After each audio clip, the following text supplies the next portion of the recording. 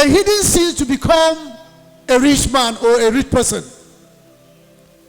Boyeyen zunubi, wato mutum yayi zunubi a boye domin ya samu arziki.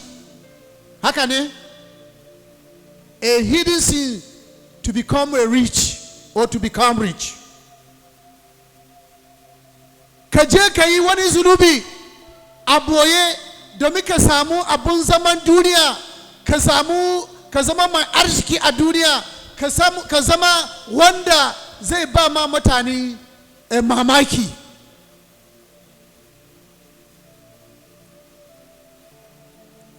Hidden sin kamar yadda suka yi magana a ranar, kamar yadda suka yi drama a ranar, sai mun duba yau cewa arzikin da mutane suna samu yau ba arziki na Allah ba ne, ba arziki ba albarkun Allah ba ne wanda Allah ya ba su, amma akwai hanyoyi da mutane suna bi domin su samu abin zaman duniya, su samu abin zaman gari.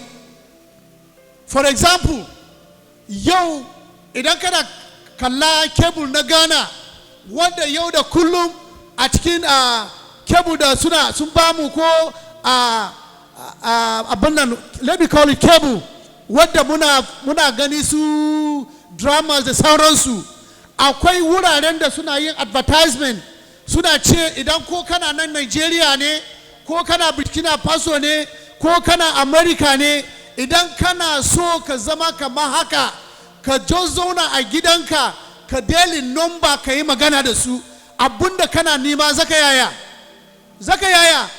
zaka samu.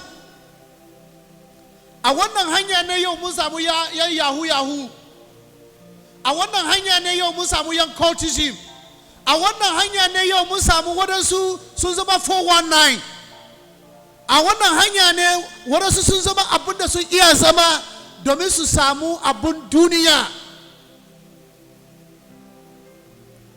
And some of them we call them blood money. Domin yana abubuwan da suna bukata nan, ana bukata a yi tsafi, suna so su yi hadaya ta konewa ga shedan, suna so su yi abinda wannan ya ba su wannan arziki su yi masa. Da iyayenmu sun giya mana cewa lokacin da Hausawa sun zo kusa tare da mu, idan sun kawo mana kayan da Bature ya yi, in sun kawo mana, mu ce misali ba mu da madubi, wato miro, muna ji da kyau, misali miro, ba mu da miro, sai su fita daga can kasansu, sai su kawo mana miro, su kawo mana wannan, abinda ba mu da su, sai su kawo mana su so su karba kayanmu, har sun ba da proba din cewa ba ni madara ba ka manda, ko ba haka ba? Hallelujah.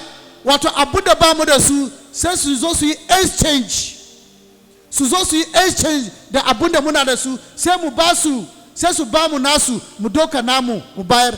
Amma annan cikin littafi maganar Allah ya ce, what are you going to exchange your life? What is the need, or what is the thing that you are going to exchange with your life? And today we have people that they are exchanging wealth to their life. Suna canza iri rayuwarsu, ko su ce ni na ba da kaina in zama ma arziki a bakin raina.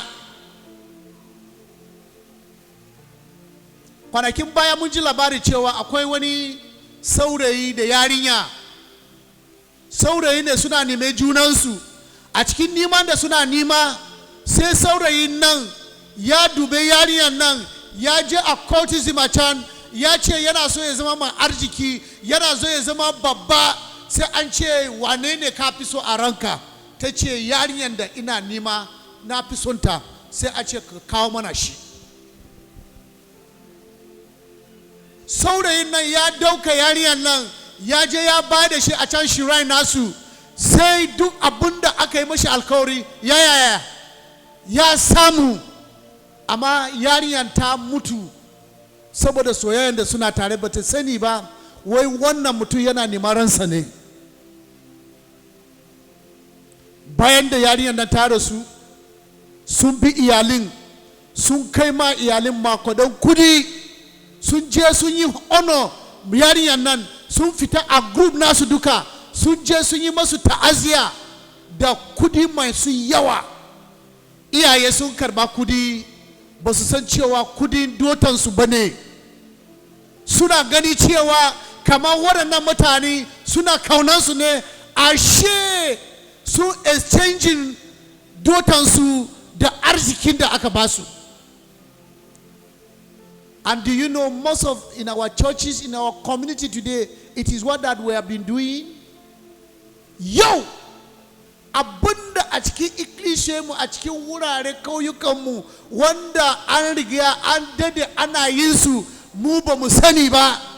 Sai ka waye gari ka ga mutum da arziki falla-falla, amma ba za ka ga menene yana yi ba, ba za ka ga menene access na wannan arziki nashi ba, ba za ka gane ba. Rana da ya zama abin da sun zama. A siyasa suna da halin, suna da wannan cultism. A wurin aiki ma akwai wannan irin ranar rayuwa. Abin da kana bukata a wajensu, ka gaya masu cewa ga abin da kana bukata, za a baka, sai ka ba su abin da suna bukata.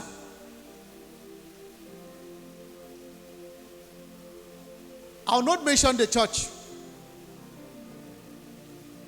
but some of the churches yau da muna da su a nan, waɗansu da suna gudu cewa za mu je a cikin churches da ana yin al'ajibai, ga churches da ana yi wannan, wasu mu ba mu sani ba daga ina ne waɗannan al'ajibai sun fito ba. Mutane, we are blind, we don't know where all these miracles comes from. But we will go with our blind eyes, with our blindness. We will go and sit down, listen to them, looking for the we are looking for the prophecy they are going to prophesy against us.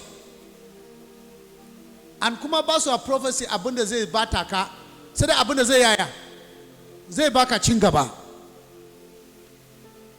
Wani yayi mun tadi da shi within a week, ya ga mana cewa ai sun sadu da wani, sai ya ce in ba church nan da yana zuwa ba, I'm not going to mention the church, in ba wannan church ba, duk inda ya je in bai samu church din ba, goma ya zauna ba zai bi Yesu ba. Yanzu mun shiga bin church ko mun shiga bin Yesu? Masu bi suna bin church ne ko suna bin Yesu? Mun yi wannan koyarwa a Sunday school nan da safen nan, mun yi wannan koyarwa. Akwai wasu masu bi da suna zuwa a church ba domin wani abu ba, amma su ma suna bin masu bi ne. Ko ba haka ba? Yes, su suna bi masu bi ne, amma su ba masu bi ba ne, but they are the follower of Christians or believers. So a irin waɗannan churches nan, idan in sun zauna za mu gan kamar suna al'ajibai ne. Idan mun zauna, in sun zauna akwai road da idan sun zauna haka sai su ce to waɗanda zamu yi prophecy a kansu banan nan wane da wane, in sun zo su ga ma oceans nasu, idan mutane na sun zo ku sa su a wannan layi, idan mutane na sun zo ku sa su a layi, za ku gan ku sun making wannan layi ya zama straight line. Duka irin mutane suna so, wato waɗanda sun je sun ga musu yadda suna so ko abinda suke, sai su ce to yau ina so in prophesizing cewa waɗanda suna wannan layi yau duka shekara mai zuwa kowa zai gina upstairs nashi. Muna shi da jiwo jama'a? Mutane da suna ta haka nan ba su sani ba, ba san cewa su riga sun samu pastor ya san asirinsu, pastor ya san yadda zamansu suna samun arziki, sai ya zo ya sa su one line, sun bambanta su da sauran mutane, sai ya ce mashi cewa banan nan idan shekara ya kare zaka zo ka yi mana godiya ka gina gidan sama. Ina prophesizing this year zaka je London, matanka za ta je London. Bayan da an riga an ji an fada ma pastor zai zo yana ce yana yaya, yana prophecy. We that we are blind, sai muna gudu ba mu da komi, ba mu je mu yi reporting kanmu ba. Yaushe za a yi mana prophecy namu din? An rudar da mutane.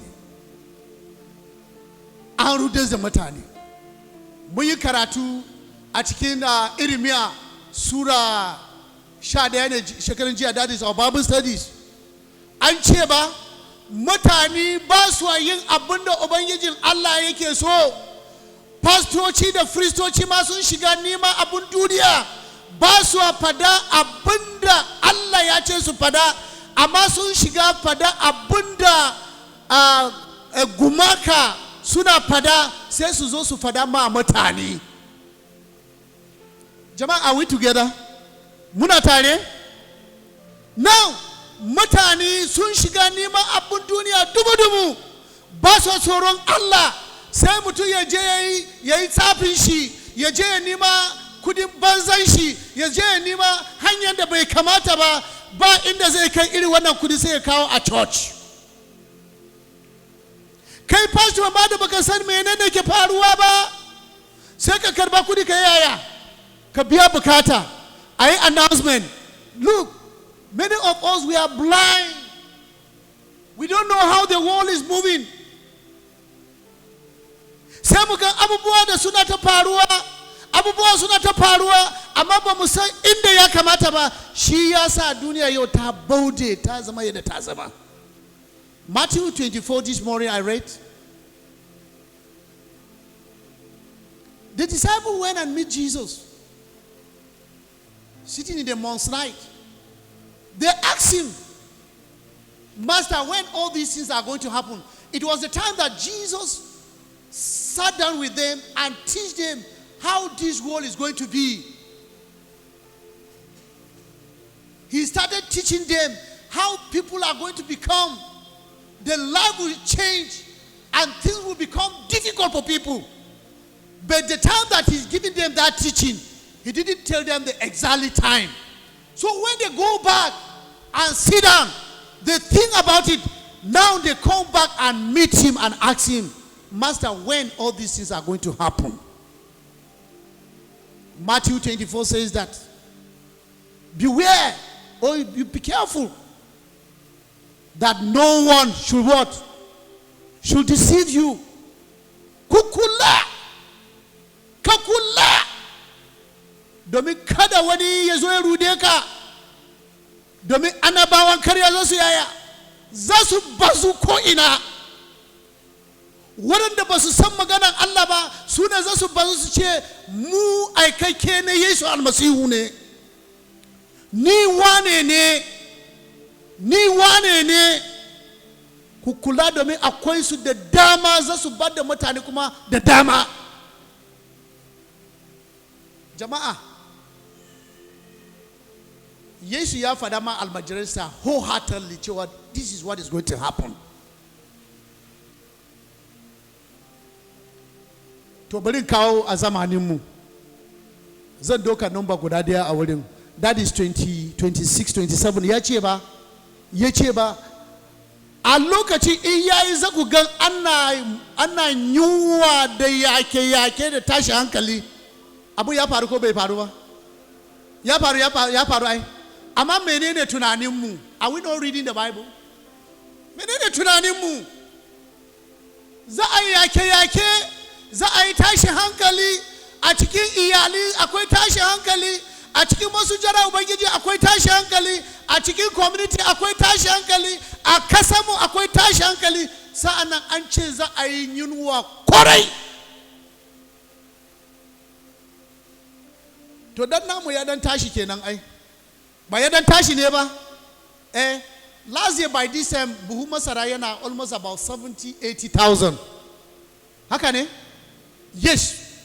Amma Allah ya ba mu, ya taimake mu, bai kai mu wannan level, kuma ya gan idan ya bar mutane a level din, domin abun bai kai level din ba, amma saboda frustration ne, ai frustrating namu abu ne ya kai haka, sai ya sake dan dawo da shi a kasa.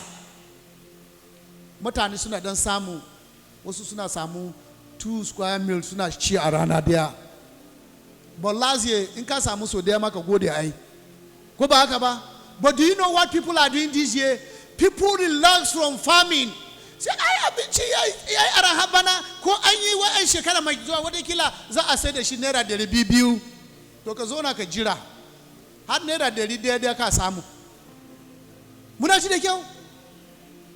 wasu za su manta cewa al'ajibin nan ya fara faruwa. To duk wanda yana da hankali da kuma tunani sai ya san menene ya kamata yi. Kamar yadda aka yi drama din a ranar, baban ne yana ta buga kirji ai, ko ba haka ba? Baban ne ko? Baban ne ko dan ƙunshi ne? Yana ce a idan wani ba wani abu, sai ya je ya collaborating da wani pastor, wato abinda wannan mutum yana yi bai abu nan ba, sai ce kai akwai wani pastor da shi ya san yakan fada gaskiya. Ya zo ya fada gaskiya da ranar ko ya fada karya ne? It is what that is happening. Anabawa karyan kenan. Ashe shi daga can ne, su da sun zama masu sponsor wannan irin rayuwa, sai ya zo ya ce ai wane ba zai mutu ba, sai su ce menene? Amin. Amma ya mutu ko bai mutu ba? Ya mutu. To jama'a bari ga muku wani abu. A cikin drama nan the last 2 weeks mun gani wadansu sun yi kuka. To mun yi somantabi kenan ba mu fara kuka ba. Because that is the life of other people in our midst here. Things are going to happen like that. Real. This is just a drama. Abunda ya sa wannan mutum ya roka wannan malaika ya ce ka bari in sake dawo a duniya, in je ni zan gyara rayuwana, zan yi wannan, sai malaikan ya ce mashi ba za ka yaya ba. Those that have here last week, ba zai yaya ba, ba zan sake barka ka koma duniya ba. Jama'a kun san dalilin ya sa malaikan nan bai bar shi ya dawo ba? Wane ne zai fada mana? Ya riga yaya, mutum nan ya tuba, jaraba ne ya shige shi, kuma amma ya tuba. Dalilin ya sa, so akwai wasu mu a nan waɗanda ba su tuba ba, God will give them that second chance. Amen? If God give you that second chance, it is a last thing for you to do. But if you are a repenter, they don't repent ba a yi tuba so biyu. Muna ji da kyau? Muna ji da kyau? Don haka akwai damuwa duk wanda ya ce zai doka ransa ya bayar da mai samu arziki. Arzikin ba zai dawama ba. Kuma rai din ba naka ba, na wane ne? Na Ubangijin Allah ne. Don haka idan ka jarabtu ne, to bari ka dawo hanyar Ubangijin Allah. Idan baka tuba ne, ka zo ka tuba ka samu wannan iko na shiga mulkin sama. Domin maganan Allah tana gaya mana cewa ba abunda mutum zai doka ya fansar ransa.